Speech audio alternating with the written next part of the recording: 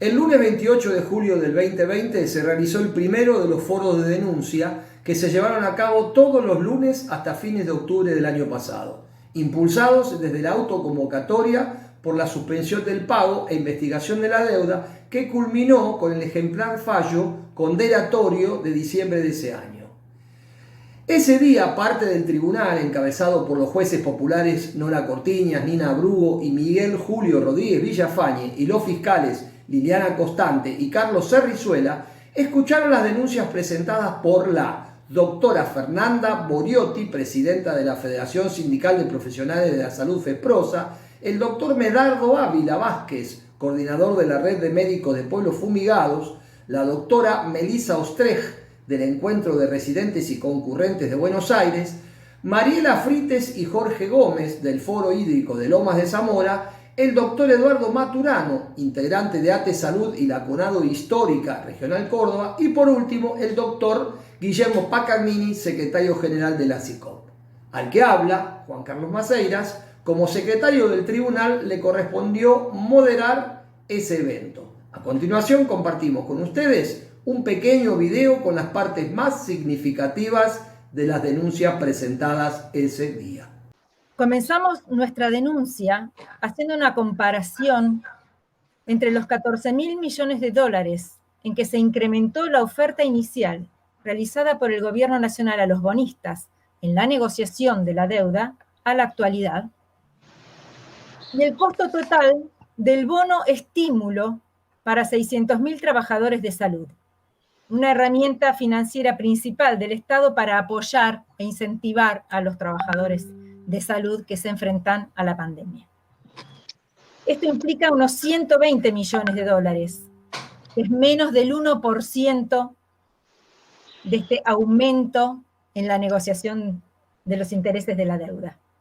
A su vez, cuando pedimos que se incluyeran a todos los trabajadores sin discriminación, que son entre unos 60.000 y 100.000 más, es decir, unos 12 millones de dólares más aproximadamente, nos respondieron, no alcanza para todos.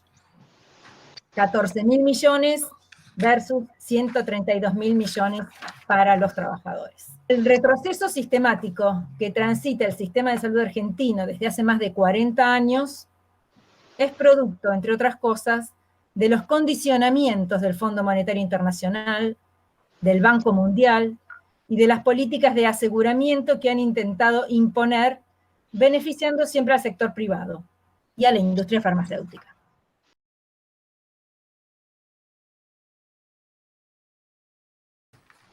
Trabajamos con poblaciones expuestas a los agrotóxicos y bueno, estamos frente a este tribunal para hacer una denuncia con respecto a que desde el año 1996, en que se autoriza los cultivos con soja transgénica en la Argentina, y esto genera una transformación en todo el sector, una transformación social, económica, a lo largo de todos estos años. El uso de estas semillas transgénicas lo que disparó fue el consumo de agrotóxicos, ya que estas semillas son resistentes como será el glifosato, la soja RR, resistente a Roundup, y de esa manera se puede limpiar los predios de malezas, de plantas, utilizando estos productos químicos. El modelo de agricultura se consolida alrededor de estas prácticas. Es un modelo que tiene un problema ecológico sustancial y de origen, y es que la naturaleza ante las agresiones responde adaptándose de distintas maneras y haciendo de que los efectos de los químicos se vayan disminuyendo, lo cual requiere terrible en la salud de la población expuesta a estos agrotóxicos. También ha generado que la Argentina se convierta en proveedoras de soja y maíz transgénicos a Europa y a los países de Oriente, sobre todo a China, que es utilizada como proteína, sobre todo para engordar ganado, para criar ganado, pollos y vacas, para alimentar a sus poblaciones. En 2010 las denuncias contra los agrotóxicos se multiplican en todo el país. Sin embargo, los gobiernos de distintos colores han seguido negando o ocultando o no respondiendo a las demandas de los pueblos que se han afectado en la salud por esta exposición a agrotóxicos. Hoy podemos demostrar, y ha sido publicado en revistas científicas, que en los pueblos chiquitos de la Argentina la gente se muere principalmente de cáncer. Normalmente solamente 2 personas, digamos, el 20% de las personas mueren de cáncer al cabo de un año en la Argentina. Los agrotóxicos que inducen cáncer, que producen modificaciones, que producen malformaciones en los niños que nacen, que producen abortos, que producen asma, hipotiroidismo, trastornos reproductivos en las personas. El impacto en la salud en estas poblaciones es muy grande. Bien, le vamos a dar la palabra ahora a la doctora Melissa Ostrej, del Encuentro de Residentes y Concurrentes. Hola, ¿qué tal? Buenas tardes, compañeros, compañeras. Dejar de enunciar, digamos, que nada, que hoy estamos en el marco de una pandemia y que el contexto de la crisis económica y la crisis sanitaria que ya preexistían se recrudecieron. Y esto, por suerte, digamos, puso el tema de la salud sobre la mesa y se visibilizó lo que venimos denunciando de los y las trabajadoras de la salud. Desnudó el pluriempleo al que nos vemos empujados, digamos, para llegar a fin de mes, la falta de recursos materiales y humanos, la dependencia sanitaria que hay hoy en la Argentina, o sea, aproximadamente el 90% de los insumos son importados, la falta de un sistema de salud centralizado, con directivas claras, y un montón de cuestiones más. En el caso particular de las residencias y las concurrencias, se nos extendieron 4 meses para garantizar cubrir la demanda, digamos, en el marco de la pandemia, depositando sobre nuestras espaldas gran parte del costo de lo que implica enfrentar esta crisis. Estamos cumpliendo tareas para las cuales no hemos sido formados, nos están reasignando a lugares para los cuales no nos formamos, y muchas veces sin esa supervisión, digamos, que para nosotros es tan importante porque somos trabajadores y trabajadoras en formación.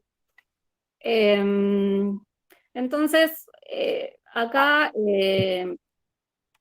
tenemos 2 fenómenos, digamos, que van en simultáneo y que están relacionados. Una, que es un presupuesto en salud que durante años ha ido en retroceso, década tras década, y otra, que es un proceso de endeudamiento y de crisis económica que se agravaron por la pandemia.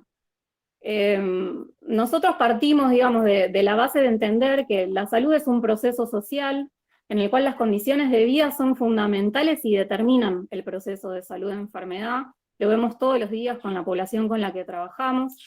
En ese sentido, y como conclusión final, si destinamos millones de dólares al FMI y a los fondos de inversión, o lo que decimos pagar la deuda, esto supone como 2 cuestiones. Una, que va menos presupuesto para salud y un deterioro del sistema sanitario que bueno, lo hemos visto año tras año, y otra que implica peores condiciones de vida para nuestro pueblo, ¿sí?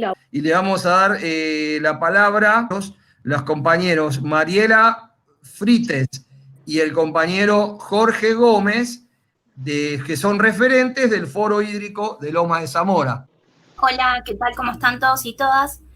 Para nosotros esta instancia es fundamental para que se entienda que el dinero destinado al pago de la deuda externa podría solucionar los problemas estructurales que tenemos en nuestra zona hace muchos años. El Foro Hídrico viene hace 20 años aproximadamente trabajando en estas cuestiones y muchas siguen sin resolverse. Al 2015 todo lo que se ha conseguido es porque los vecinos logramos poner en agenda de los funcionarios algo que nunca ningún gobierno tuvo en agenda, y con una enorme movilización social que se dio en toda esta zona. Doy la palabra entonces al compañero Guillermo Paganini. Lo podemos decir, deuda ilegítima, fraudulenta, odiosa, sí, en ese término jurídico me parece correcto, y antisanitaria. Se paga y lo que se obliga a ahorrar, sino, es decir, medidas de ajuste y austeridad, sino también las reformas estructurales a las cuales se obliga por los acuerdos con el Fondo Monetario, y además también... Y este juicio tiene un objetivo de demostrar, de evaluar, de condenar, de exigir y promover el resarcimiento y la lucha de nuestro pueblo por sus derechos.